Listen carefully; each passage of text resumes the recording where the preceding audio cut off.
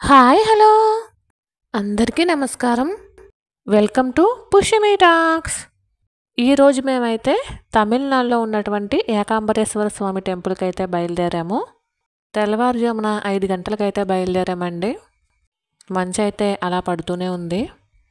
ఒక్కొక్కసారి రోడ్డు కూడా కనిపించలేనంత మంచు అయితే పడుతూ ఉంది. ఇక ఇప్పుడిప్పుడే సూర్యుడైతే ఉదయిస్తూ ఉన్నాడు. చూడడానికి చాలా బాగుంది అని చెప్పి అనిపించి వీడియో అయితే తీశానండి. ఈ పచ్చటి పొలాల మధ్యలో సూర్యుడు ఇలా అందంగా చక్కగా ఉదయిస్తూ ఉన్నటువంటి దృశ్యాన్ని మీ అందరికీ చూపించడం నాకు చాలా హ్యాపీగా ఉందండి. ఇక వెంకటాచలం టోల్గేట్కి అయితే వచ్చేసాము. ఫస్ట్ టోల్గేట్ ఇది. ఇక్కడ నుండి మనకి కంచి వెళ్ళడానికి 2 దారులు అయితే ఉన్నాయి కదా అండి. ఒకటి చెన్నై వైపు నుంచి, రెండవది చిత్తూరు తిరుపతి ఇటువైపు నుంచి అనమాట. మేమైతే చిత్తూరు తిరుపతి అటు సైడ్ వెళ్దాము అనుకుంటున్నాము. ఆ వేకి ఈ వేకి ఇంచుమించు అరగంట అయితే తేడా ఉందండి. ఇక రెండవ టోల్గేట్ వచ్చేసి బోధనం టోల్గేట్ కూడా దాటేసాము. ఉదయాన్నే కావడంతో కాసింత ట్రాఫిక్ ఎక్కువగానే ఉంది. ఉదయాన్నే ట్రాఫిక్తో పాటు ఈ అందమైనటువంటి సూర్యోదయం కూడా చాలా బాగుందని చెప్పచ్చు. మనం ఇంట్లోనే ఉన్నప్పుడు ఇలాంటి సూర్యోదయాల్ని మిస్ అవుతూ ఉంటాము. ఎందుకంటే ఇంటి పని, వంట పని హడావిడి కాబట్టి.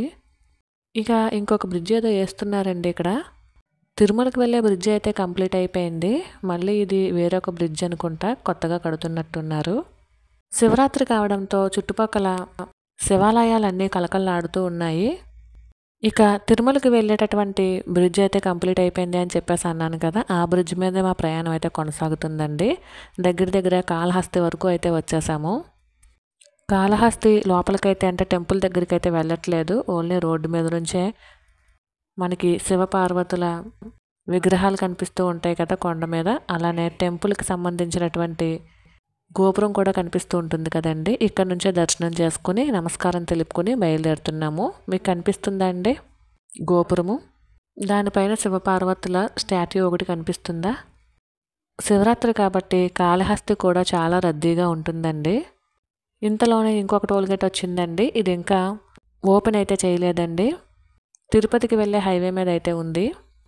ఇక మేమైతే చిత్తూరు నగరి అన్నీ దాటుకొని అయితే వచ్చేసామండి. ఇక్కడ ఒక బోర్డర్లో, తమిళనాడుకి దగ్గరలో ఉన్నటువంటి బోర్డర్లో టిఫిన్ అయితే చేస్తున్నాము. ఇంకా ఆంధ్రాలోనే ఉన్నామండి.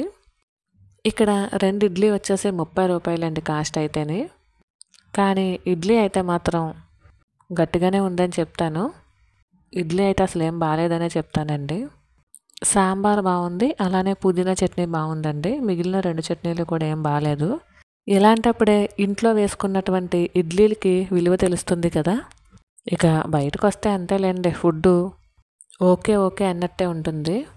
ఇక ఎలాగో ఆర్డర్ అయితే పెట్టాం కదా అనేసి నోరు మూసుకుని తినేసి ముగ్గురికి 3 ప్లేట్లు 90 రూపాయలు అయితే అయ్యిందండి. బిల్లు అయితే కట్టేసి మేమైతే మళ్ళీ మా జర్నీని కొనసాగించాము.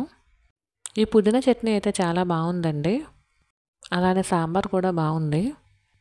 ఇది మరి అల్లం చట్నీ టమాటా చట్నీ తెలియదు కానీ అంత బాగాలేదండి. అలానే కొబ్బరి చట్నీ అయితే ఇంక అసలు బాగాలేదు.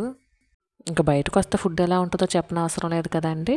ఇక మేమైతే బోర్డర్ని అయితే క్రాస్ చేసేస్తున్నాము. తమిళనాడులోకి అయితే అడుగు పెట్టేస్తున్నామని చెప్పచ్చు. ఇక్కడ నుండి తిరుత్తని అలానే తిరువెల్లూరు ఈ 2 కూడా మాకు ఇంచుమించు చాలా దగ్గరగా కనిపించాయండి. తిరుత్తని అయితే ఇక్కడ నుంచి ఒక 5 కిలోమీటర్స్ 6 కిలోమీటర్స్ చూపిస్తుంది. తిరువెల్లూరు అయితే 23 కిలోమీటర్స్ అయితే చూపిస్తుంది. కానీ మేమైతే ఇంకెక్కడ ఆగలేదండి.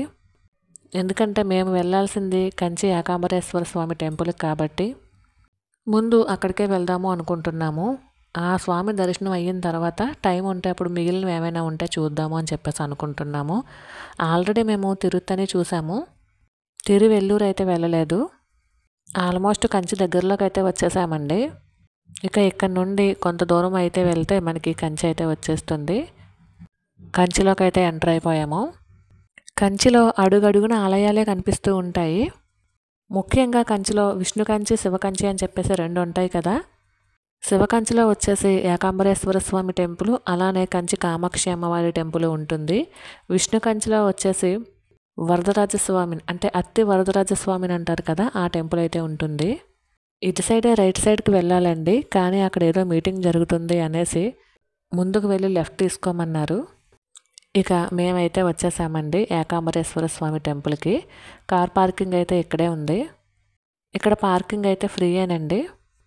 బహుశా గోపురానికి ఏదో వర్క్ చేస్తున్నట్టున్నారు, అందుకనే ఇలాగా గ్రీన్ క్లాత్స్ అయితే కట్టేసి ఉన్నాయండి. 2 సంవత్సరాల క్రితం వచ్చాము, అప్పుడైతే దసరాలో వచ్చామండి. అప్పుడు వర్క్ ఏమీ జరగట్లేదు గోపురానికి. చాలా బాగా అందంగా కనిపించింది గోపురం అయితేనే. ఇంచుమించు తమిళనాడు టెంపుల్స్ అన్నీ కూడా గోపురాలు చాలా పెద్దగా ఉంటాయి కదా. ఇక కార్ అయితే పార్క్ చేసేసి మేమైతే ఇక్కడ నుంచి నడుచుకుని అయితే వెళ్తున్నాము టెంపుల్ లోపలికి. ఈ గోపురం నుండి అయితే ఎంట్రన్స్ లేదండి, ఇటు సైడ్ అయితే ఎంట్రన్స్ ఉంది. ఇక అక్కడి నుంచి అయితే వెళ్తున్నాము. చాలామంది చెప్పులు ఇక్కడే విడిచిపెట్టేస్తున్నారండి. మేము కూడా ఇక్కడే విడిచిపెట్టేసాము. కానీ చెప్పులు ఇక్కడే కాదండి, లోపల వరకు కూడా తీసుకెళ్ళచ్చు. అక్కడ కూడా వేరే ఒక స్టాండ్ ఉంది, అక్కడ కూడా చెప్పులు అయితే పెట్టుకోవచ్చండి. మాకు తెలియక అందరూ ఇక్కడే విడుస్తున్నారు అని చెప్పేసి మేము కూడా ఇక్కడే చెప్పుల స్టాండ్లు అయితే పెట్టాము. ఇప్పుడు ఇంకా ఎండ అంత తెలియట్లేదు, కానీ కాస్త ఎండాకాలం అయితే కాళ్ళు అవి కాలుతాయండి. ఇదంతా కూడా నడవాల్సి వస్తుందండి. కానీ చెప్పులు ఆ గోపురం కనబడుతుంది చూడండి వైట్ కలర్ది, అక్కడ దాకా వేసుకుని వెళ్ళొచ్చు. కార్ పార్కింగ్ ఎక్కడ కూడా ఉందండి, మాకు తెలియలేదు. మేము ముందే పార్క్ చేసేసాము. ఇక్కడ కూడా కార్ పార్కింగ్ బైక్ పార్కింగ్ కూడా 2 ఉన్నాయి. ఇక ఈ గుమ్మం నుండి అయితే మనము లోపలికైతే వెళ్తున్నాం అన్నమాట. ఇక్కడే మనకి కొబ్బరికాయలు, అలానే దీపాలు వెలిగించుకోవడానికి దీపాల ప్రమిదలు ఇవన్నీ దొరుకుతాయి. అక్కడ కూడా చెప్పుల స్టాండ్ ఉందండి, అక్కడ కూడా యూజ్ చేసుకోవచ్చు. ఇక ఏకాంబరేశ్వర స్వామి టెంపుల్ లోపలికైతే వచ్చేసాము. టెంపుల్ అయితే చాలా బాగుందండి. అసలైన టెంపుల్ ఇదే అనమాట. ఈ చిన్న గోపురం కనిపిస్తుంది కదా అది. అలానే లోపలికి వచ్చేసరికి ఇంకొక గోపురం కూడా ఉందండి, దానికి కూడా ఏదో వర్క్ అవుతున్నట్టుంది. ఇంచుమించు మొత్తం గోపురాలు అన్నిటికీ కూడా వర్క్ ఏదో అవుతుందండి. ఇంకా ఇక్కడ నుండే మనం అయితే లోపలికి వెళ్ళాలి. దర్శనానికైతే మామూలు ఫ్రీ దర్శనం ఉంది, అలానే 20 రూపాయల దర్శనం ఉంది, 100 రూపాయల దర్శనం టికెట్స్ కూడా అవైలబిలిటీగా ఉన్నాయండి. మేము వెళ్ళేసరికి తక్కువ జనమే ఉన్నారండి, అందుకని మేము ఫ్రీ దర్శనానికే వెళ్ళాము. దర్శనానికి వెళ్ళి వచ్చిన తర్వాత ఈ వీడియో అయితే తీస్తున్నాను. లోపలైతే నేను వీడియో కానీ ఫొటోస్ కానీ ఏమీ తీయలేదు. ఇది బయట అనమాట, టెంపుల్కి ప్రదక్షిణ చేస్తాను చూడండి అదనమాట. చుట్టూతా కూడా శివలింగాలతో ఉందండి. ఇక్కడేమో క్లీన్ చేస్తూ ఉన్నారు.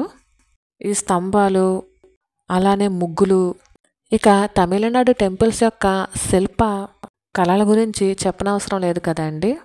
అప్పట్లో ఇంత హైట్ ఎలా కట్టారా అని ఆశ్చర్యపోతూ ఈ టెంపుల్ యొక్క అందాన్ని చూస్తూ ఒక ప్రదక్షిణ అయితే చేశామండి. ఇక్కడ దీపాలు అయితే వెలిగిస్తూ ఉన్నారు శివుని దగ్గర.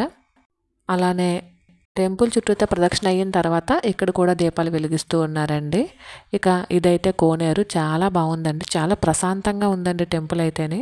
స్వామివారి దర్శనం కూడా చాలా టైం అయితే ఇస్తున్నారండి.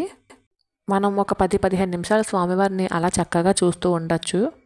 ఇక ఈ శిల్పకళలన్నిటినీ చూసుకుంటూ, ముఖ్యంగా స్తంభాలకండి చిన్న చిన్నవి కూడా ఆ రోజుల్లో భలే చెక్కారు అనిపించింది. అవన్నీ చూస్తూ బయటకైతే వచ్చేసామండి. బయటికి ఎడం వైపున కోనేరు ఉంటుంది, కుడివైపుకి వచ్చేసి బయటికి దారనమాట. సేమ్ ఇందాక ఎలా అయితే వచ్చామో అలానేనండి.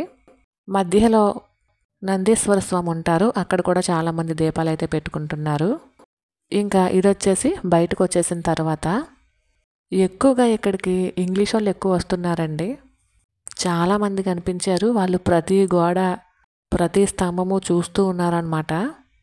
బయటకు వచ్చేసరికి ఇక్కడ నటరాజస్వామి దగ్గర భజన అయితే జరుగుతుంది. ఇక మా దర్శనం అయితే కంప్లీట్ అయిపోయిందండి, మేమైతే బయటకు వచ్చేసాము.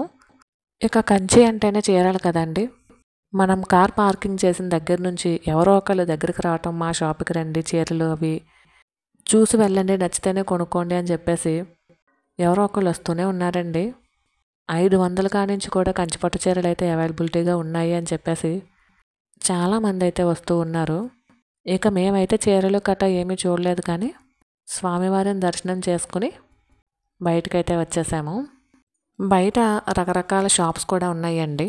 మరైతే ఇదేనండి వాళ్ళ వీడియో. ఈ వీడియో కనుక మీకు నచ్చినట్లయితే please like, share and subscribe. మరొక వీడియోతో మళ్ళీ కలుసుకుంటాను. అంతవరకు ఉంటానండి. Thank you for watching.